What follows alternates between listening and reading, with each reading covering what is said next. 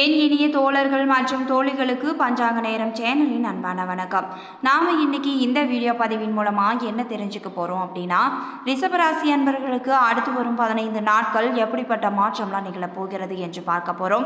மேலும் இந்த 15 நாட்களில் உங்களுக்கு தொழில் மற்றும் வேலை, உங்களுடைய குடும்ப ரீதியான பலன்கள் எப்படிப்பட்ட மாற்றத்தை எல்லாம் தரப்போகிறது என்று பார்க்க போகிறோம்.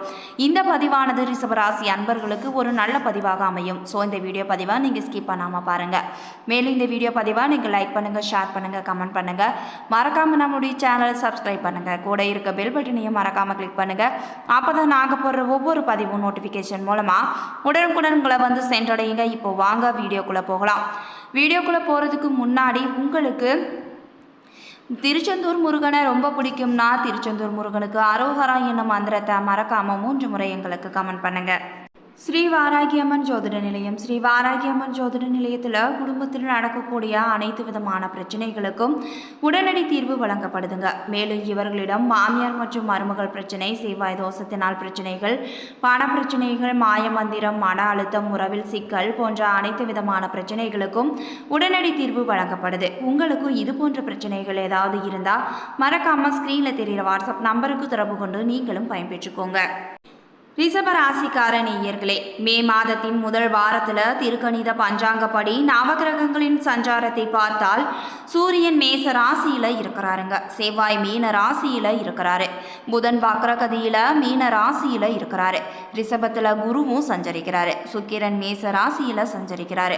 கும்பத்தில் சனி, மீனத்தில் ராகு, கன்னியில் கேது என கிரகங்களின் சஞ்சாரம் இருக்குதுங்க. இந்த வாரத்தில் வேறு கிரக மாற்றம் எதுவும் கிடையாது. சந்திரன் இந்த வாரம் கும்பம், மீனம், மேசம், ரிஷபம் ஆகிய ராசிகளில் பயணம் செய்கிறாரு. மிதுனம், கடகம், சிம்மம், கன்னி ஆகிய ராசிக்காரர்களுக்கு சந்திராஷ்டமம் இருக்கிறதுனால அந்த ராசிக்காரங்க மிகவும் கவனமுடன் இருக்க வேண்டும்.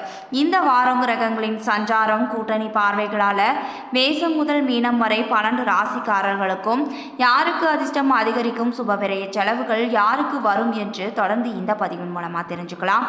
அதில் ரிஷப ராசிக்காரர்களுக்கு எப்படி இருக்குது என்று பார்க்கலாம். கலைநயம் மிளிரும் சுக்கிரனை அதிபதியாக கொண்ட ரிஷபராசி அன்பர்களுக்கு சூரிய பகவான் உங்கள் ராசிக்கு 12ஆம் இடத்துல இருக்கிறாருங்க. ஒரு காரியத்தை நீங்கள் செய்து முடிக்க நினைத்தால் அதில் ஏகப்பட்ட இடையூறுகளும் உண்டாகலாம். ஆனால் அதே செயலை அடுத்தவர் மூலமாக முயன்று பார்க்க வேண்டும். சிரமம் இல்லாமல் முடியுங்க. தொழில்துறை ஏற்ற இறக்கமாகவே உங்களுக்கு காணப்படும். சந்திரனின் இடப்பெயர்ச்சிகள் நன்மை தீமை கலந்த பலன்களை உங்களுக்கு கொடுக்க போகுது. கண், காது போன்ற இடங்களில் பிரச்சனை வராமல் நீங்கள் பார்த்து கொள்ள வேண்டும். வெளி வட்டாரங்களில் உங்களை போற்றி புகழுவாங்க. ஆன்லைன் வர்த்தகங்களில் அதிக ஆர்வம் நீங்கள் காட்டக்கூடாது. செவ்வாய் 11ஆம் இடத்துல அமர்ந்திருக்கிறாருங்க. மேலதிகாரிகளின் கோபம் உங்களுக்கு மன சங்கடத்தை கொண்டு வரப்போகுது. தகப்பனார் உடல்நிலையில் பாதிப்பும் உங்களுக்கு உண்டாகலாம். விபத்துகள் ஏற்பட வாய்ப்புகள் இருக்குதுங்க. புதன் 11ஆம் இடத்துல இருப்பதால நண்பர்கள் குணம் மாறி நடப்பாங்க. எக்காரணம் கொண்டும் தீய காரியங்களில் நீங்கள் மனதை செலுத்தக்கூடாது. வெளியூர் பயணங்களால் சிறப்பான பலனும் உங்களுக்கு கிடைக்காதுங்க. குரு 1ஆம் இடத்துல இருப்பதால் வியாபாரத்தில் புதிய எல்லையை நீங்கள் எட்ட போறீங்க. எதிரிகள் பணிந்து நடப்பாங்க. செல்வமும் செல்வாக்கும் பெருக போகுது. கணவன் மனைவி உறவு உங்களுக்கு கலகலப்பாகவே இருக்கும். சுக்கிரன் 12ஆம் வீட்டில் இருப்பதால உங்களின் உதவிக்காக பலர் காத்திருப்பாங்க. கடவுள் பக்தி அதிகரித்து குலதெய்வ வழிபாடும் செய்ய போறீங்க. சனி 10ஆம் இடத்தில் இருப்பதால திடீரென்று வெளிநாட்டு பயணமும் மேற்கொள்ள போறீங்க. ராகு 11ஆம் இடத்தில் இருப்பதால குலதெய்வ வழிபாடு செய்ய போறீங்க. கேது 5ஆம் இடத்தில் இருப்பதால பிள்ளைகள் படிப்புக்காக கடன் வாங்குவாங்க. மேலும் செவ்வாய், ராகு, சுக்கிரன் நன்மைகளை உங்களுக்கு வழங்குவார். நவகிரகத்தில் உள்ள குரு பகவானை வியாழக்கிழமையில் வழிபட உங்களுக்கு வளமும் உண்டாகும். கார்த்திகை 2, 3, 4ஆம் பாதத்தில் பிறந்தவர்களுக்கு வாரத்தின் முதல் 4 நாட்களும் முயற்சி உங்களுக்கு வெற்றியை தேடித்தரும். வரவேண்டிய பணமும் உங்களுக்கு வரும். பணிபுரியும் இடத்துல தோன்றிய சங்கடமும் விலகப் போகுது. லாப ராகு செவ்வாயால் செயலும் லாபமாகும். ரோகிணி நட்சத்திரத்தில் பிறந்தவர்களுக்கு லாபஸ்தானத்தில் யோக காரகன் ராகுவும் பூமிகாரகன் செவ்வாயும் சஞ்சரிப்பதால எதிர்பார்த்த பணமும் உங்களுக்கு வரப்போகுது. அந்நியரால் லாபமும் அதிகரித்தே காணப்படும். வியாபாரத்தில் இருந்த தடையும் விலக போகுது. ஒரு சிலருக்கு புதிய சொத்தும் சேரப்போகுதுங்க. மிருகசீரிடம் 1, 2ஆம் பாதத்தில் பிறந்தவர்களுக்கு புத்தி சாதுரியத்துடன் செயல்பட்டு உங்கள் செயல்களில் நீங்கள் வெற்றியும் பெற போறீங்க. வியாபாரத்தில் ஏற்பட்ட தடையும் விலகப் போகுது. வருமானமும் அதிகரித்தே காணப்படும். எதிர்பார்ப்பு அனைத்தும் நிறைவேறப் போகுதுங்க. செவ்வாய் புதனில் செலவு அதிகரிக்கும் என்பதால் நீங்கள் கவனமுடன் இருக்க வேண்டும். மேலும் ரிஷபராசிக்காரர்களுக்கு பணவரவானது தேவையான அளவுக்கு இருக்குங்க. ஆனால் மனதில் தேவையில்லாமல் தோன்றும் குழப்பங்களால் குடும்ப நிர்வாகத்தில் முழு கவனம் நீங்கள் செலுத்த முடியாது. சகோதர வகையில் சில பிரச்சனைகள் ஏற்படக்கூடும் என்பதால் கொஞ்சம் அனுசரித்து செல்வது தான் அவசியம் தேவைப்படுது. பிள்ளைகளால் தேவையற்ற செலவுகள் ஏற்பட்டு கையிருப்பை கரைக்கும். பயணங்களின் போது கொண்டு செல்லும் உடைமைகளை பாதுகாப்பாக நீங்கள் வைத்துக்கொள்ள வேண்டும். அலுவலகத்தில் உங்களின் ஆலோசனைகள் உயர் அதிகாரிகளால் பாராட்டப்படக்கூடியதாக இருக்கும். அதன் காரணமாக சில சலுகைகள் கிடைப்பதற்கும் அதிக வாய்ப்புகள் இருக்குதுங்க. வியாபாரத்தில் எதிர்பார்த்ததை விட லாபம் கூடுதலாகவே உங்களுக்கு கிடைக்கும். பணியாளர்கள் நல்ல முறையில் உங்களுக்கு பணி செய்வாங்க. குடும்பத்தை நிர்வகிக்கும் பெண்களுக்கு சற்று பொறுப்புகளும் கூடுவதால் சோர்வு உண்டாகுங்க. வேலைக்கு செல்லும் பெண்களுக்கு அலுவலக சூழ்நிலை திருப்தி தருவதாகவே இருக்க போகுது. உங்களுக்கான அதிர்ஷ்ட நாட்கள் 6 மற்றும் 8. அதிர்ஷ்ட எண்கள் 2 மற்றும் 7. வழிபட வேண்டிய தெய்வம் சிவபெருமான். பரிகாரமாக தினமும் பூஜை அறையில் தீபம் ஏற்றி கீழ்காணும் பாடலை 27 முறை பாராயணம் செய்யலாங்க. மாசில் வீணையும் மாலை மதியமும் வீசு தென்றலும் வீங்கில வேணிலும் மூசு வண்டரை பொய்கையும் போன்றதே ஈசனிந்தை இணையடி நீளரே. இந்த பாடலை தினமும் நீங்கள் பூஜை அறையில் சொல்லி வந்தாலே உங்களுடைய மன கஷ்டங்கள் அனைத்தும் தீர்ந்து விடுங்க. மேலும் ரிஷபராசிக்காரங்க உங்களுக்கு பேச்சு திறமை அதிகமாக காணப்படும். அதனால் எப்படிப்பட்ட சிக்கலான காரியமாக இருந்தாலும் சரி அதனை நீங்கள் சுமூகமாக முடிக்கும் திறமை உங்களிடம் காணப்படும். இந்த மாதம் பொருள் வரவை சேமிக்க வேண்டும் என்ற எண்ணம் உங்களுக்கு அடிக்கடி வருங்க. நண்பர்கள் மூலம் தக்க தருணத்தில் எதிர்பார்த்த உதவியும் உங்களுக்கு கிடைக்கும். வெளியூர் பயணங்களால் வீல் அலைச்சலும் அதனால் உங்களுக்கு செலவும் ஏற்படலாம். செய்தொழிலில் மன நிம்மதியும் அதிக நன்மையும் உண்டாக போகுது. மேலதிகாரிகளின் ஆதரவை உத்தியோகஸ்தர்கள் பெறுவாங்க. தொழில் வியாபாரத்தில் இருந்த போட்டியும் குறைய போகுது. வியாபாரம் தொடர்பான பயணங்களால் அலைச்சலும் உண்டாகலாம்.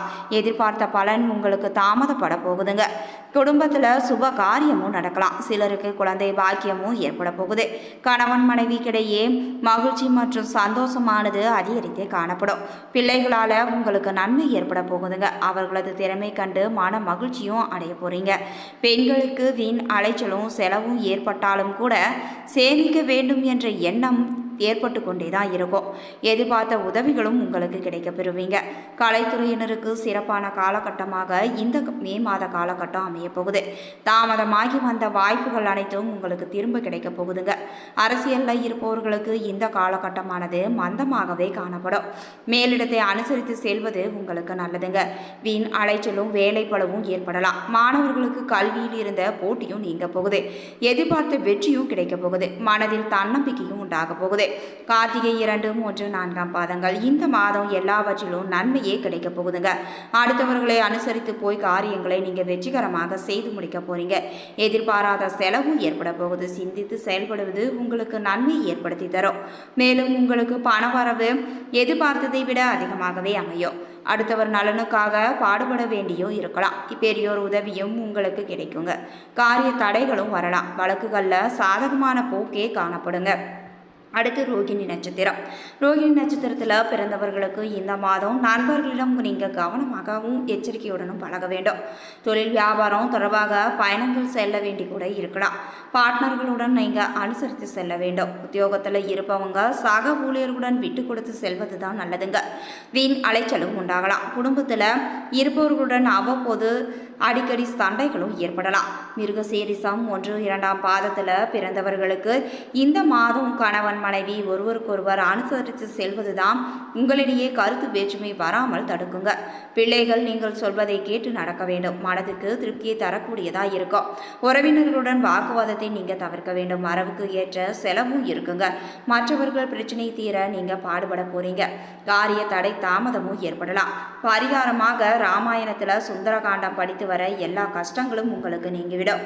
மேலும் எதிர்பார்த்த காரியம் உங்களுக்கு சாதகமாகவே முடியும். முடியுங்க. சந்திராஷ்டம தினங்கள் 26 மற்றும் 27, அதிர்ஷ்ட தினங்கள் 18, 19 மற்றும் 20. இதுவரைக்கும் ரிஷபராசி அன்பர்களுக்கு அடுத்து வரும் 15 நாட்கள் எப்படிப்பட்ட மாற்றம்லாம் நிகழப் போகிறது என்று பார்த்தோம். இந்த வீடியோ பதிவு உங்களுக்கு பிடிச்சிருந்தா எங்களுடைய சேனலை மறக்காமல் சப்ஸ்கிரைப் பண்ணுங்கள். கூட இருக்க பெல் பட்டனையும் மறக்காமல் கிளிக் பண்ணுங்கள். அப்போ தான் நாங்கள் போடுற ஒவ்வொரு பதிவு நோட்டிஃபிகேஷன் மூலமாக உடனுக்குடன் உங்களை வந்து சென்றடையுங்க. மேலும் உங்களுக்கு திருச்செந்தூர் முருகனை ரொம்ப பிடிக்கும்னா திருச்செந்தூர் முருகனுக்கு அரோகரா என்னும் மந்திரத்தை மறக்காமல் 3 முறை எங்களுக்கு கமெண்ட் பண்ணுங்கள். நன்றி நண்பர்.